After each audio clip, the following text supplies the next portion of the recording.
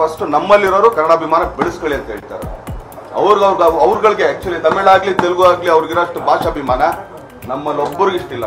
ಇತ್ತೀಚೆಗೆ ಕಮಲ್ ಹಾಸನ್ ಅವರ ಒಂದು ಸಿನಿಮಾದ ಈವೆಂಟ್ ಅಲ್ಲಿ ಕನ್ನಡಕ್ಕೆ ಅವಮಾನವಾಗುವಂತಹ ಒಂದು ಮಾತನ್ನ ಕಮಲ್ ಹಾಸನ್ ಅವರು ಆಡಿದ್ದಾರೆ. ಸೊ ಕಮಲ್ ಹಾಸನ್ ಒಂದು ಲೆಜೆಂಡರಿ ಆಕ್ಟರ್ ಇರ್ಬೋದು, ಬಟ್ ಭಾಷಾಭಿಮಾನ ಅಂತ ಬಂದ್ರೆ ಕನ್ನಡಿಗರು ಎಲ್ಲರಿಗಿಂತ ಮೇಲಿರ್ತಾರೆ. ಸೊ ತಮಿಳಿನಿಂದನೇ ಕನ್ನಡ ಹುಟ್ಟಿದ್ದು, ತಮಿಳಿಗೆ ಕನ್ನಡಿಗರು ಯಾವತ್ತೂ ಕೂಡ ಚಿರಋಣಿ ಆಗಿರಬೇಕು, ಅವರಿಗೆ ಗೌರವ ಕೊಡಲೇಬೇಕು, ತಲೆ ಬಾಗ್ಲೇಬೇಕು ಅನ್ನೋ ಒಂದು ವಿಚಾರವನ್ನ ಕಮಲ್ ಹಾಸನ್ ಅವರು ತಮ್ಮ ಈವೆಂಟ್ ಅಲ್ಲಿ ಹೇಳ್ಕೊಂಡು ಹೋಗಿದ್ರು. ಸೊ ಅಲ್ಲೇ ಇದ್ದಂತಹ ಶಿವರಾಜ್ ಕುಮಾರ್ ಕೂಡ ಅದನ್ನೇ ತಲೆ ಹಲ್ಲಾಡಿಸ್ಕೊಂಡು ಕೂಡ ಹೋಗಿದ್ದನ್ನ ನೀವೆಲ್ಲರೂ ಕೂಡ ನೋಡಿದ್ರಿ. ಆದ್ರೆ ಅದು 2 ದಿನಗಳಿಂದ ಸಿಕ್ಕಾಪಟ್ಟೆ ಆಕ್ರೋಶಕ್ಕೆ ಗುರಿ ಆಗ್ತಿದೆ. ಸೊ ಕಮಲ್ ಹಾಸನ್ ಅವರ ಫೋಟೋಗಳನ್ನು ಸುಟ್ಟು ಕರ್ನಾಟಕದಲ್ಲಿ ಆಕ್ರೋಶಗಳನ್ನ ಹೊರಹಾಕ್ತಿದ್ದಾರೆ, ಪ್ರತಿಭಟನೆಗಳನ್ನ ಮಾಡ್ತಿದ್ದಾರೆ.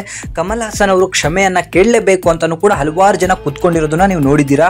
ಆದ್ರೆ ಕಮಲ್ ಹಾಸನ್ ನಿನ್ನೆ ಒಂದು ಪ್ರೆಸ್ ಮೀಟ್ ಅಲ್ಲೂ ಕೂಡ ಹೇಳ್ತಾರೆ, ನಾನು ಹೇಳಿದ್ದು ಸರಿ ಇತ್ತು, ಇತಿಹಾಸಕಾರರು ಹಾಗೂ ಹಲವಾರು ಜನ ಹೇಳಿರೋ ಪ್ರಕಾರ ತಮಿಳಿನಿಂದನೇ ಕನ್ನಡ ಹುಟ್ಟಿದ್ದು, ತಮಿಳು ಅತ್ಯಂತ ಹಳೆಯ ಭಾಷೆ, ಅದರಿಂದನೇ ಕನ್ನಡ ಹುಟ್ಟಿದ್ದು ಅನ್ನೋದು ಸರಿಯಾಗಿದೆ, ನಾನು ಕ್ಷಮೆ ಕೇಳೋ ಅಂತ ಕೆಲಸನೂ ನಾನು ಮಾಡಿಲ್ಲ ಅಂತ ಹೇಳಿ ಕಮಲ್ ಹಾಸನ್ ಅವರು ಒತ್ತಡತನ ತೋರಿದ್ರು. ಸೊ ಕನ್ನಡಿಗರಿಗೆ ಕ್ಷಮೆಯನ್ನ ನಾನು ಕೇಳಲ್ಲ ಅಂತನೂ ಕೂಡ ಡೈರೆಕ್ಟ್ ಆಗಿ ಹೊಡೆದಂಗೆ ಮಾತನಾಡಿದ್ರು. ಸೊ ಅದರ ಬಗ್ಗೆ ಶಿವರಾಜ್ ಕುಮಾರ್ ಅವರಿಗೆ ಕೇಳಿದಾಗ ಶಿವರಾಜ್ ಕುಮಾರ್ ಅವರು ಹೇಳಿದರೆ, ಒಂದು ಹೇಳಿಕೆನೇ ಇಟ್ಕೊಂಡು ಇಷ್ಟು ದೊಡ್ಡದನ್ನ ಮಾಡಬೇಡಿ ಅಂತಾನೂ ಕೂಡ ಶಿವರಾಜ್ ಕುಮಾರ್ ಕಮಲ್ ಹಾಸನ್ ಅವರ ಪರನೇ ಮಾತಾಡಿದ್ದಾರೆ ಹೊರತು ಕನ್ನಡಿಗರ ಪರ ಮಾತಾಡಲಿಕ್ಕೆ ಹೋಗಿದ್ದಿಲ್ಲ.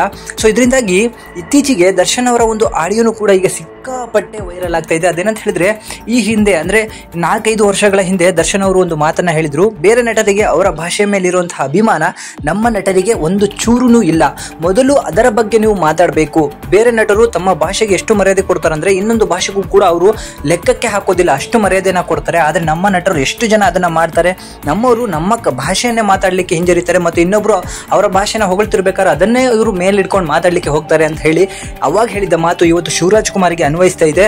ಸೊ ದರ್ಶನ್ ಅವರು ಯಾವತ್ತಿದ್ರೂ ಕೂಡ ಕನ್ನಡ ಇಂಡಸ್ಟ್ರಿ, ಕನ್ನಡದ ಪರ ಇದ್ದಂತಹ ಏಕೈಕ ನಟನೆ ಅನ್ಬೋದು.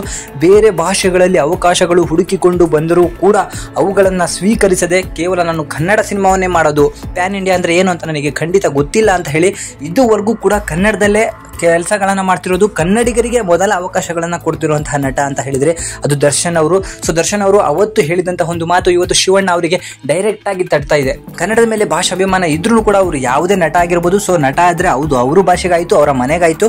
ಸೊ ಒಂದು ಭಾಷೆಯನ್ನ ಒಳಗೊಂಡಿರುವಂತಹ ರಾಜ್ಯಕ್ಕೆ ಅವಮಾನ ಮಾಡಿರುವಂತಹ ನಟ ಯಾವನಿದ್ರೆ ಏನು, ಅವನು ಕ್ಷಮೆಯನ್ನ ಕೇಳಲೇಬೇಕು. ಯಾವ ಭಾಷೆ ಯಾವುದರಿಂದನೂ ಕೂಡ ಹುಟ್ಕೊಂಡಿಲ್ಲ. ಸೊ ಕನ್ನಡ ಭಾಷೆಗೆ ಸಾವಿರಾರು ವರ್ಷಗಳ ಇತಿಹಾಸ ಇದೆ, ಅದಕ್ಕೆ ಆದಂತಹ ಒಂದು ಮರ್ಯಾದೆ, ಜ್ಞಾನಪೀಠ ಪ್ರಶಸ್ತಿಗಳು ಬಂದಿದೆ. ಸೊ ಅಂತಹ ಭಾಷೆಗೆ ಅವಮಾನ ಮಾಡಿರುವಂತಹ ಕಮಲ್ ಹಾಸನ್ ಅವರು ಕ್ಷಮೆಯನ್ನ ಕೇಳಲೇಬೇಕು. ಎಲ್ಲ ನಟರು ಕೂಡ ದರ್ಶನ್ ರೀತಿ ಯೋಚನೆ ಮಾಡಿದ್ರೆ ಇವತ್ತು ಕರ್ನಾಟಕಕ್ಕೆ ಹಾಗೂ ಕನ್ನಡಕ್ಕೆ ಈ ಪರಿಸ್ಥಿತಿ ಬರ್ತಾ ಇರಲಿಲ್ಲ ಅಂತ ಹೇಳಿ ಅನ್ಸುತ್ತೆ. ಸೊ ನಿಮಗೇನು ಅನ್ಸುತ್ತೆ ಅದನ್ನ ಕಮೆಂಟ್ ಮುಖಾಂತರ ತಿಳಿಸಿ.